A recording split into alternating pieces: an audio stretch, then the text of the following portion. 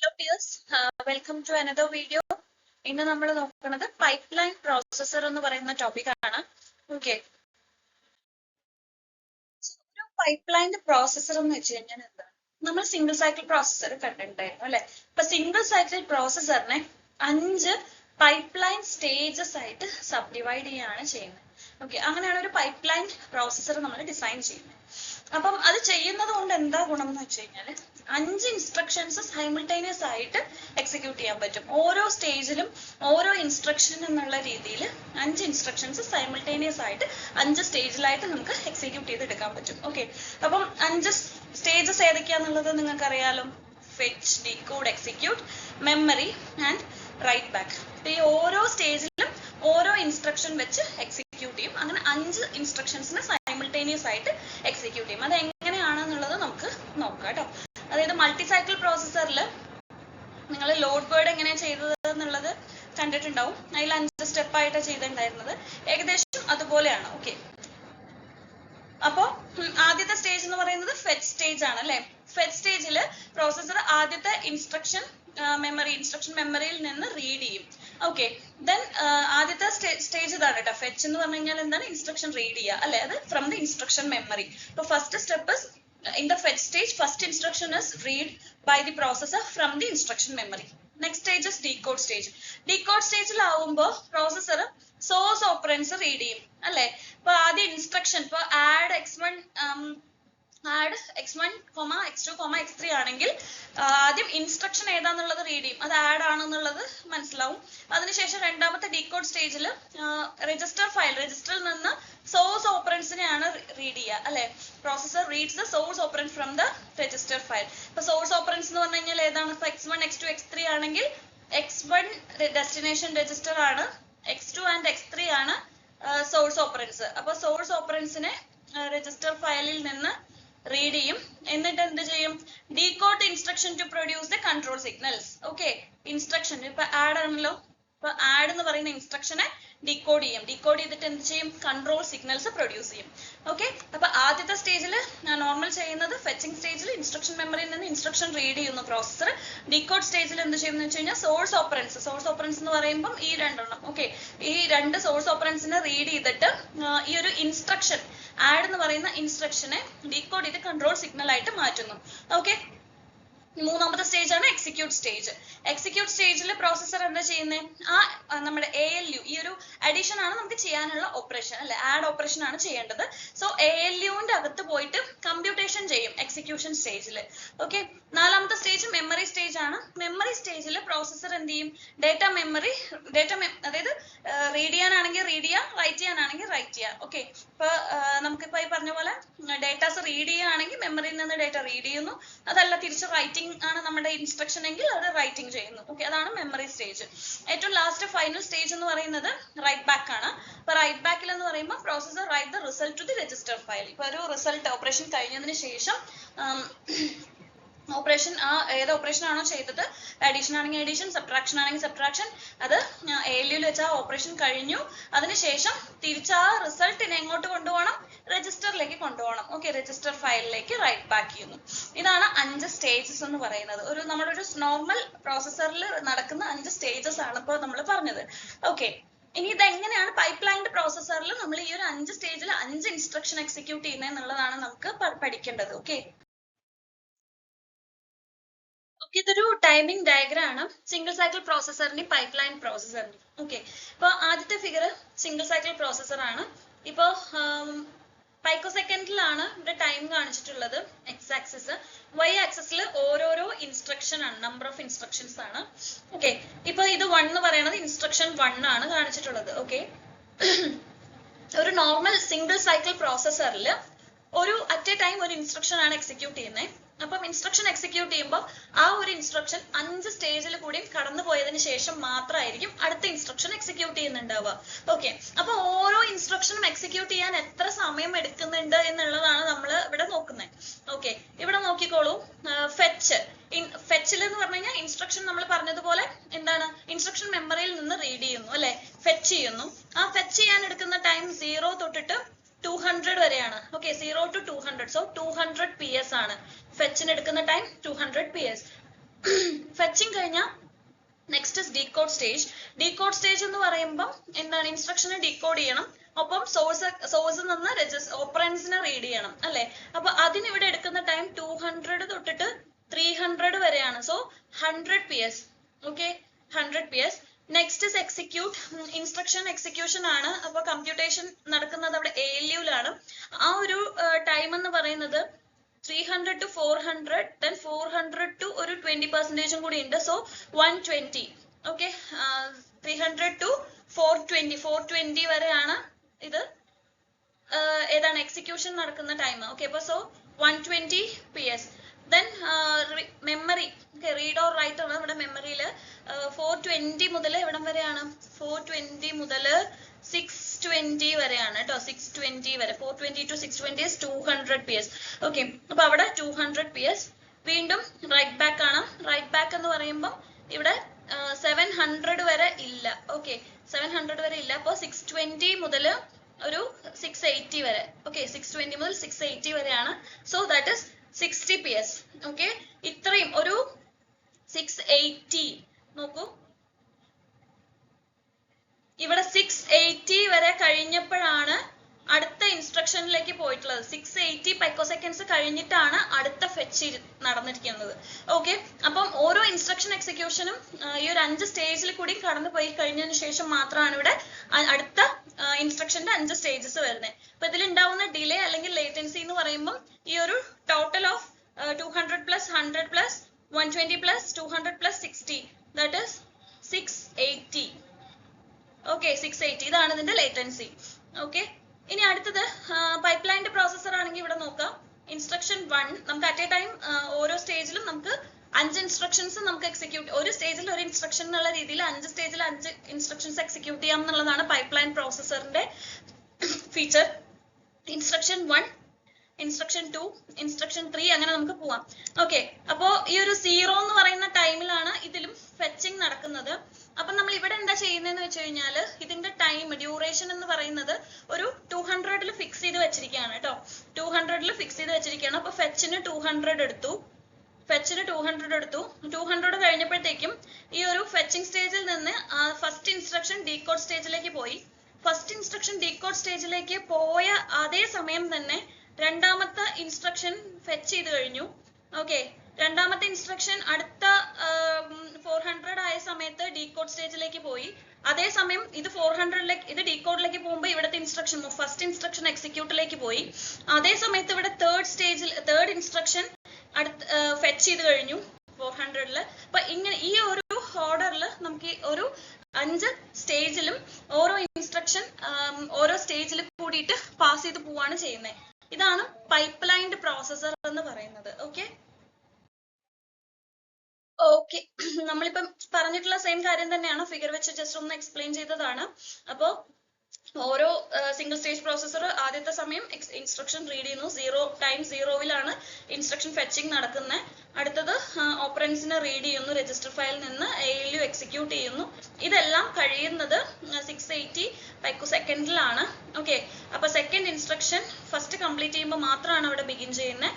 അപ്പൊ അതുപോലെ തന്നെ ഒരു ഇൻസ്ട്രക്ഷൻ കംപ്ലീറ്റ് ചെയ്യാൻ എടുക്കുന്നതിന്റെ ലേറ്റൻസി, ഓരോ ഇൻസ്ട്രക്ഷനും എത്ര സമയം കൊണ്ടാണ് എക്സിക്യൂഷൻ കംപ്ലീറ്റ് ചെയ്യുന്നത് എന്നുള്ളതാണ് നമ്മൾ ലേറ്റൻസി പറഞ്ഞത്.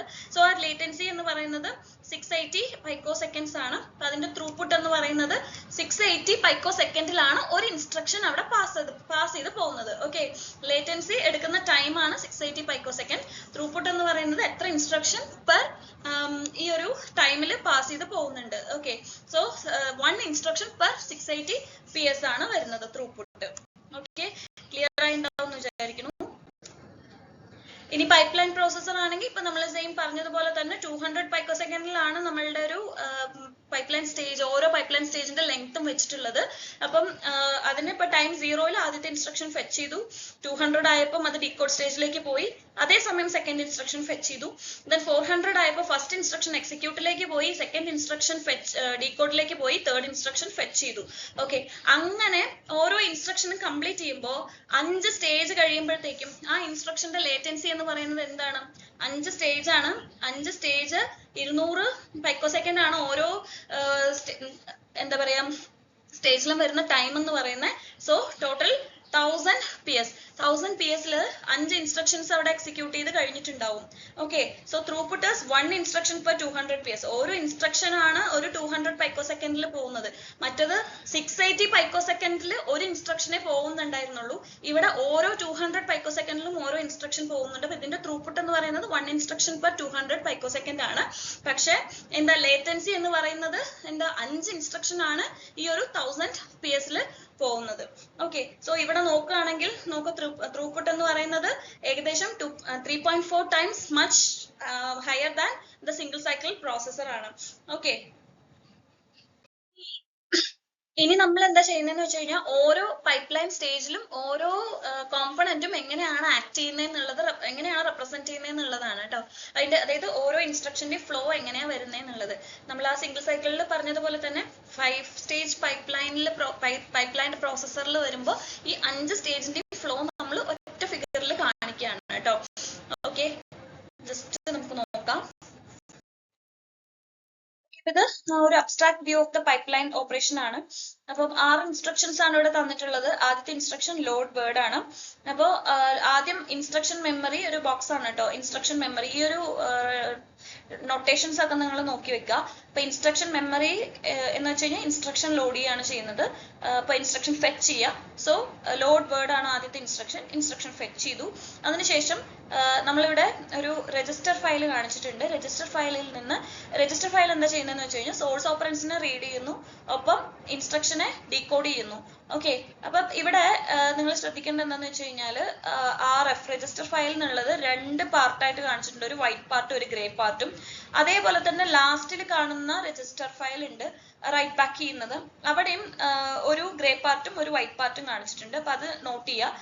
എന്താന്ന് വെച്ച് കഴിഞ്ഞാൽ ആദ്യത്തത് വൈറ്റ് പാർട്ടാണ് കാണിക്കുന്നത്. അത് എന്തുകൊണ്ടാന്ന് വെച്ച് കഴിഞ്ഞാൽ ആദ്യത്തെ രജിസ്റ്റർ ഫയലിൽ ഓപ്പറൻസിനെ റീഡ് ചെയ്യാണ് ചെയ്യുന്നത്. ഒരു സമയത്ത് രജിസ്റ്റർ ഫയൽ ഈ ഒരു ഓപ്പറൻറ്റിനെ റീഡ് ചെയ്യുമ്പം അതേ സമയത്ത് ഈ ഒരു എക്സിക്യൂഷൻ കഴിഞ്ഞു കഴിയുമ്പം ഇവിടെ റൈറ്റിംഗ് ആണ്. ഈ ഒരു റൈറ്റ് ബാക്ക് എന്ന് പറയുമ്പോൾ ഇവിടെ രജിസ്റ്റർ ഫയലിലേക്ക് റൈറ്റ് ചെയ്യാണ് ചെയ്യുന്നത്.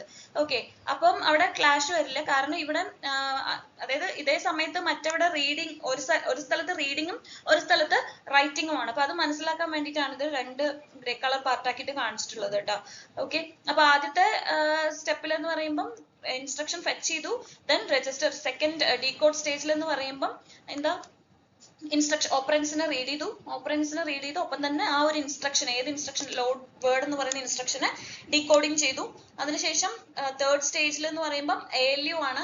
ALUവിൽ എക്സിക്യൂഷൻ നടത്തി ഡാറ്റ മെമ്മറിയിൽ അത് സ്റ്റോർ ചെയ്തതിനു ശേഷം ഏത് രജിസ്റ്ററിലേക്കാണോ നമുക്ക് സ്റ്റോർ ചെയ്യേണ്ടത്, ഡെസ്റ്റിനേഷൻ രജിസ്റ്റർ ഏതാണോ ആ ഡെസ്റ്റിനേഷൻ രജിസ്റ്ററിലേക്ക് റൈറ്റ് ബാക്ക് ചെയ്യാണ് ചെയ്യുന്നത്. അപ്പോൾ ഈ പറഞ്ഞതുപോലുള്ള ഈ ഒരു ഗ്രേ ആൻഡ് വൈറ്റ് ശ്രദ്ധിക്കാം. ഓക്കെ, സെയിം അതേപോലെ തന്നെയാണ് അടുത്ത ഇൻസ്ട്രക്ഷൻ എന്ന് പറയുമ്പം സ്റ്റാർട്ട് ചെയ്യുന്നത് ഫസ്റ്റ് ഇൻസ്ട്രക്ഷന്റെ ഡീകോഡ് സ്റ്റേജിലായിരിക്കും അടുത്ത ഇൻസ്ട്രക്ഷന്റെ ഫെച്ചിങ് സ്റ്റേജ് വരുന്നത്. ഓക്കെ, ഈ ഒരു സെയിം പ്രൊസീജിയർ തന്നെയാണ്. ഇൻസ്ട്രക്ഷൻ മെമ്മറിയിൽ നിന്ന് ആഡ് എന്ന് പറയുന്ന ഇൻസ്ട്രക്ഷൻ റീഡ് ചെയ്തു. അതിനുശേഷം രജിസ്റ്റർ ഫയലിൽ നിന്ന് അതിന്റെ ഓപ്പറൻസ് ആയിട്ടുള്ള S9നെയും S10നെയും റീഡ് ചെയ്ത് ഇൻസ്ട്രക്ഷൻ ഡീകോഡ് ചെയ്ത് ALUവിൽ ആ ഒരു ഇൻസ്ട്രക്ഷൻ എക്സിക്യൂഷൻ ചെയ്തു. ദെൻ ഡാറ്റ മെമ്മറിയിൽ റീഡ് ഓർ റൈറ്റ് ചെയ്തു. അതിനുശേഷം ഏതാണോ ഡെസ്റ്റിനേഷൻ രജിസ്റ്ററിലേക്ക് റൈറ്റ് ബാക്ക് ചെയ്തു. ഓക്കെ, ഇപ്പം ഈ ഒരു സ്റ്റേജിന്റെ ഈ ഒരു ഇൻസ്ട്രക്ഷന്റെ തേർഡ് സ്റ്റേജിൽ, അതായത് തേർഡ് സ്റ്റേജ് എന്ന് പറയുമ്പോൾ എക്സിക്യൂട്ട് സ്റ്റേജിലായിരിക്കും, ഫസ്റ്റ് ഇൻസ്ട്രക്ഷന്റെ എക്സിക്യൂട്ട് സ്റ്റേജിലായിരിക്കും മൂന്നാമത്തെ ഇൻസ്ട്രക്ഷന്റെ ഫെച്ചിങ് നടക്കുന്നത്. ഓക്കെ, അപ്പൊ ഇത് നമ്മൾ ഒരു അബ്സ്ട്രാക്ട് വ്യൂ ആണ്. നമ്മൾ ഇങ്ങനെയാണ് ഒരു ഇൻസ്ട്രക്ഷൻ എക്സിക്യൂട്ട് ചെയ്യുന്നതായിട്ട് എഴുതേണ്ടത്. ഓക്കെ,